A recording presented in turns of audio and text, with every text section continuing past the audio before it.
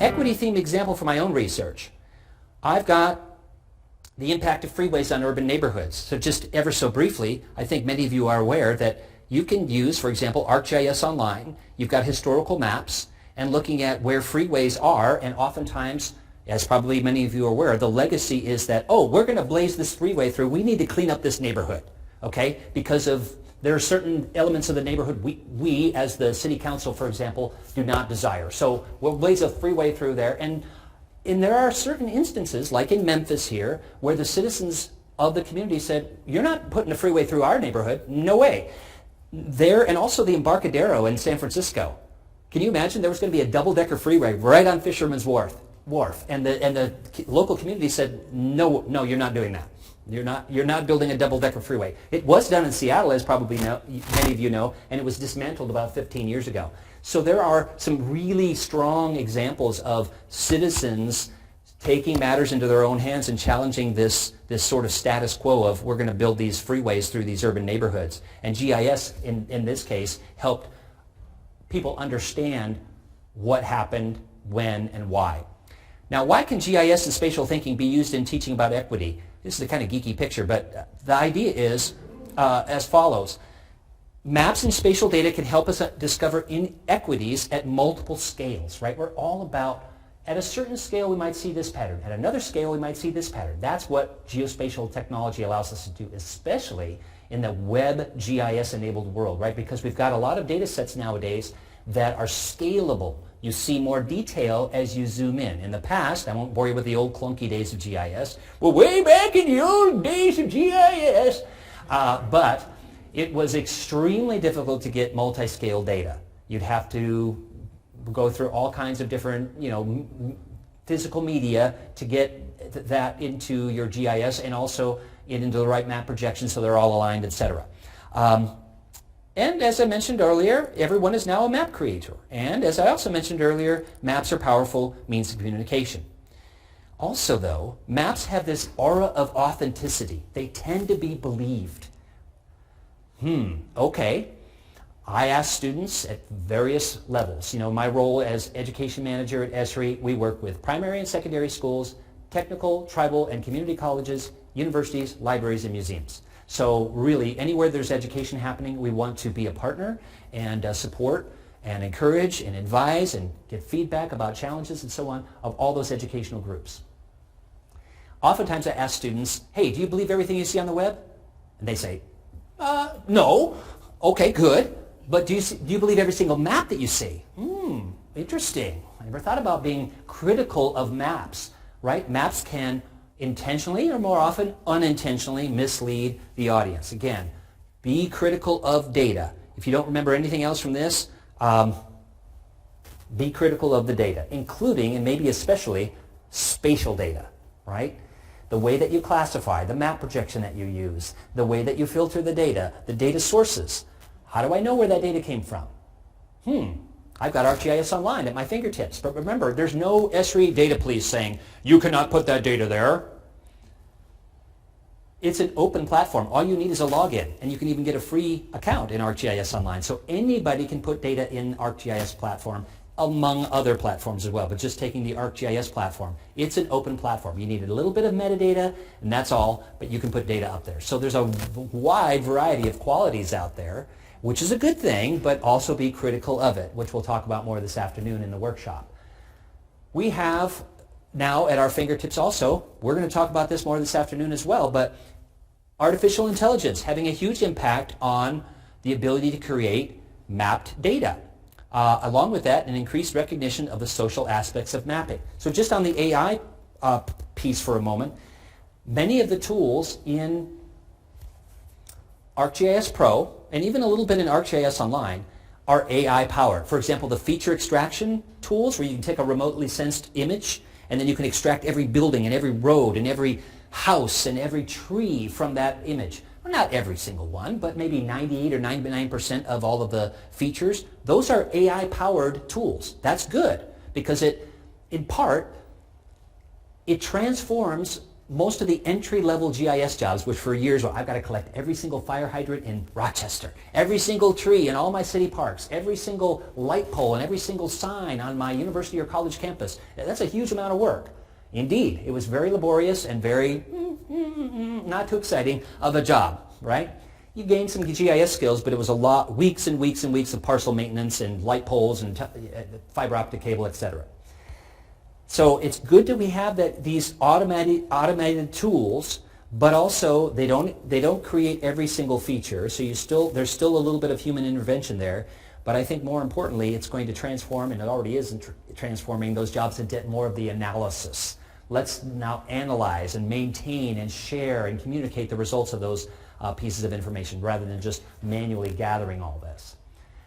This social aspects of mapping, this goes back to the 1990s. I actually read this as a grad student, Ground Truth by John Pickles, The Social Implications of GIS. That was, to me, I believe, the first social aspects of GIS book. So this goes back 25 years at least. It's not just something we're talking about right now. But new initiatives now, I think, are important. The social sciences pages. Actually, one of the interesting things about this is that this page where we've got, hey, we want to map qualitative data.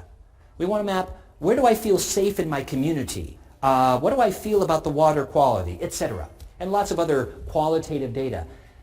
How do we map that? And then if we don't have tools in our GIS toolkit, and GIS, rightly so, was oftentimes criticized for being too positivistic and quantitative in its worldview. Point taken. So we have ESRI has a social science set of resources led by our chief scientist, Dr. Dawn Wright. Dawn Wright is an oceanographer, physical geographer. But Dawn and we, working with Dawn, care about this issue. So one of the things that we want to build, again, with your input, we want to work with the community to say, hey, we don't have these tools available in our GIS toolkit. We need to build those. We need to build those tools. We have some of them now, but we've got a long way to go. So that's an interesting development. We wouldn't have seen that a couple years ago. And also, I'm very encouraged by seeing books like this, Conservation Social Science. Again, sort of GIS being a disruptive technology, bringing together biodiversity and the human aspect. We wouldn't have seen this so much a couple years back, would we? Right? There were conservation books, and there was also cultural geography books. And now we're starting to see, we've got to look at the world in a holistic way, right? The biosphere is connected to the atmosphere, is connected to the hydrosphere, is connected to the anthroposphere, right? The human sphere. I work a lot with tribal governments and tribal colleges, and the native indigenous community actually has a pretty good sense of this from their own upbringing and their heritage, right? That the earth is a connected system.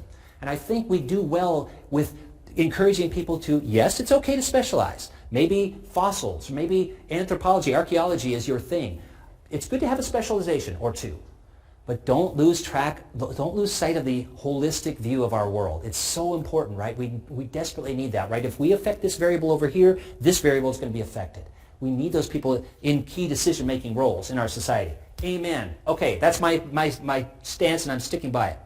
How can you effectively teach or learn about equity through GIS? Well, first of all, I believe it's too important to be relegated to the end of a course. Hey, in week 15, class, we're going to talk about equity. No, it can be sprinkled in many courses in effective ways through geospatial technology. And into any course, really, not just GIS courses that ask the where and a question and where communicating your results actually matters. Another example of this, besides my own research on the impact of freeways in urban neighborhoods, is the city of Tacoma's streamlines the strategic planning process to address affordable housing and housing inequalities with GIS. So here's a nice story map, right? That's actually part of an article that we had in our industry pages that you can dig into. It's a real-world example. And another one that I really like is, I'm going to skip down given the time constraints, but there are no shortage of examples. One of my favorites has always been this Dolores Huerta story map because it talks about her life.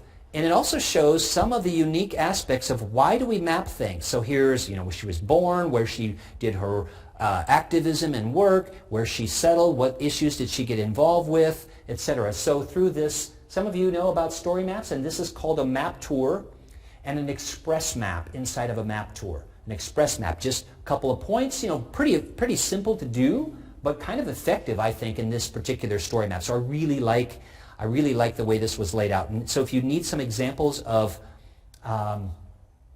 we see a lot of story maps, by the way, that have no map on them. This one has several maps actually embedded in them, right, with clickable pop-ups and so on and so forth, right?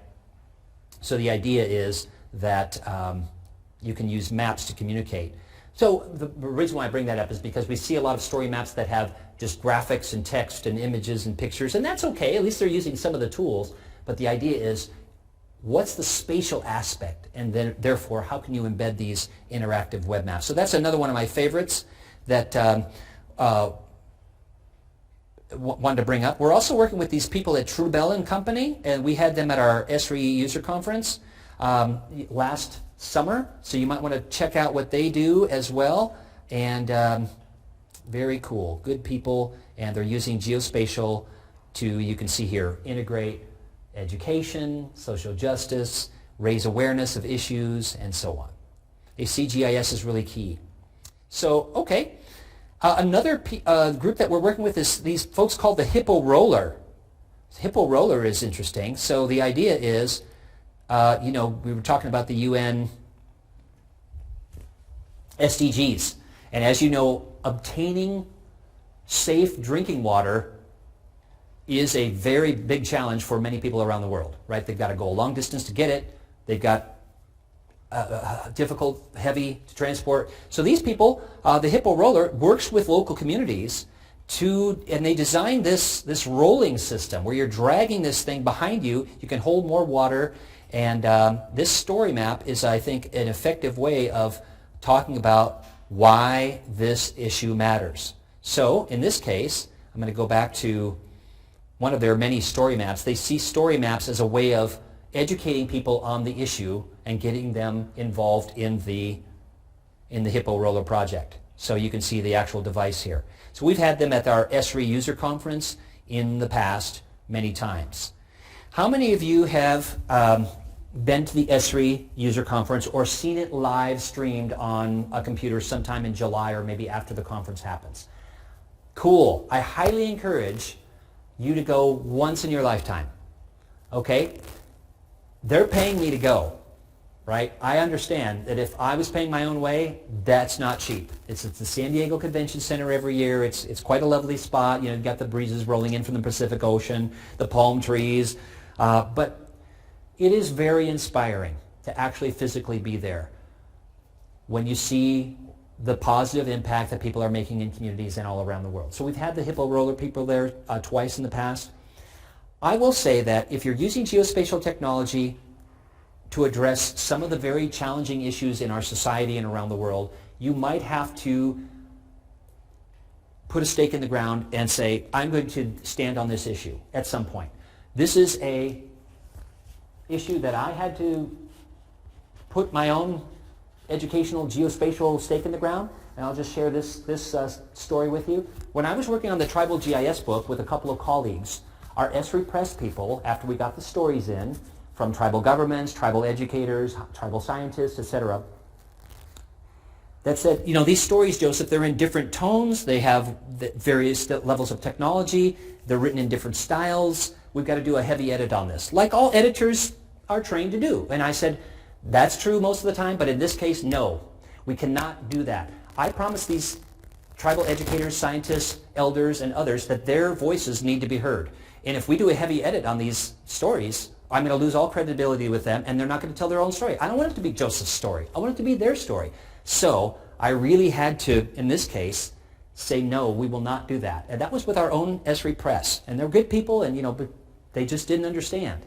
So you might encounter those kind of moments in your career when you're using a disruptive kind of technology like GIS. But I was very proud that I was a little nervous about it, but I was very proud that I stuck to my principles there, because their stories needed to be told and what they're doing with GIS in their Native American indigenous decision making. So one of the things that we featured in this book was a story map that my colleague and I wrote, created on, for example,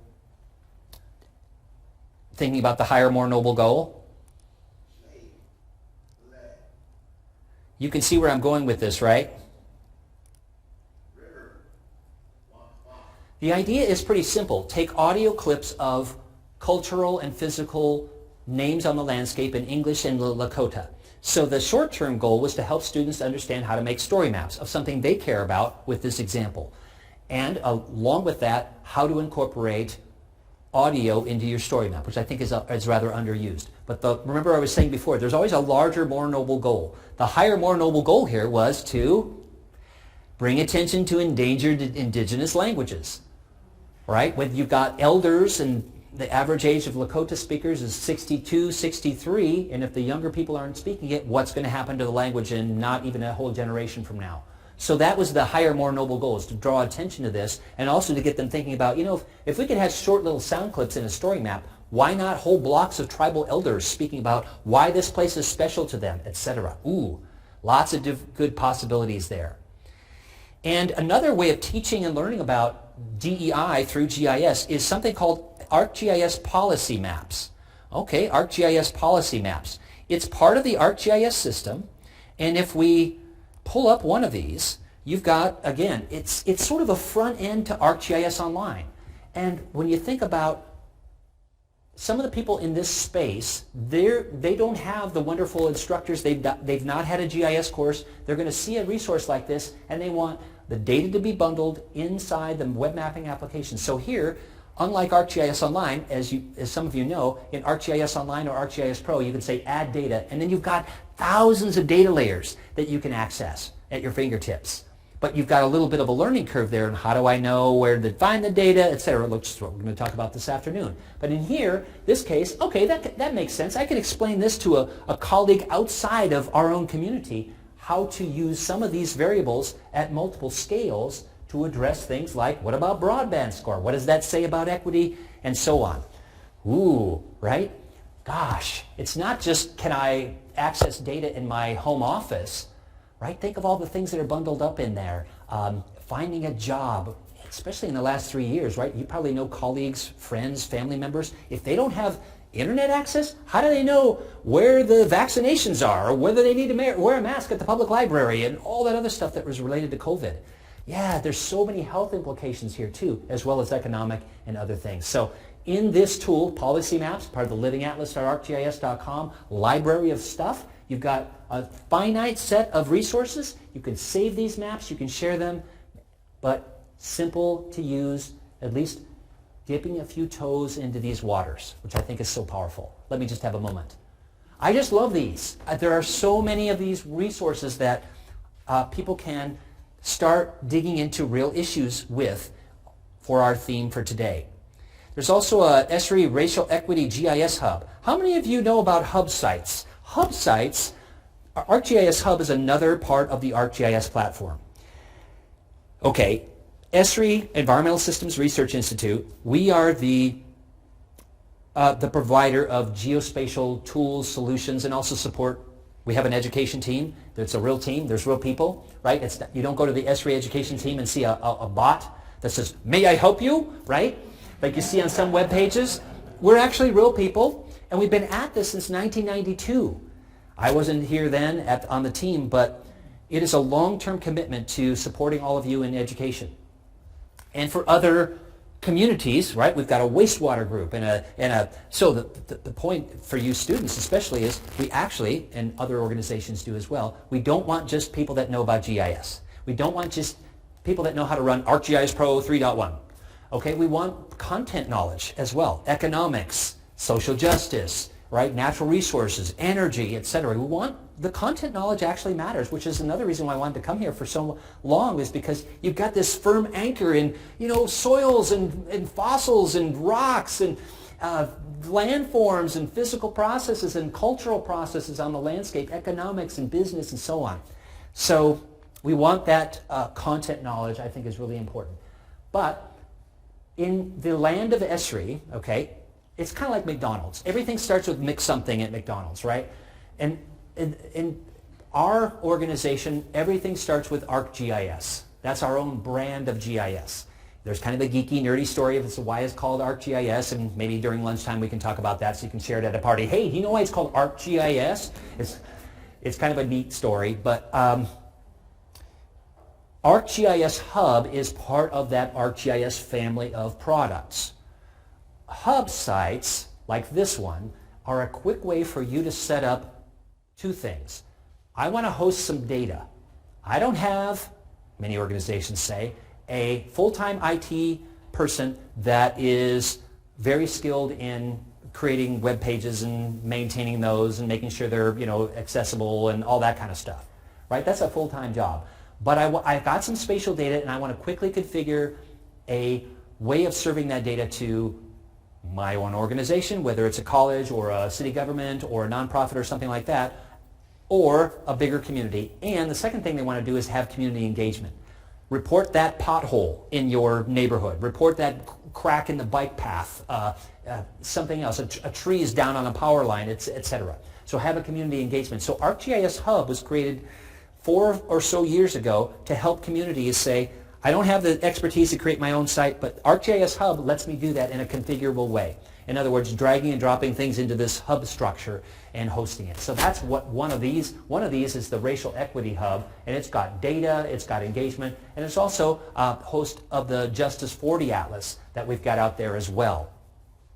Looking at all these things. Just so many things that you can dip into here. Okay, so I'm going to skip over that, time constraints being what they are.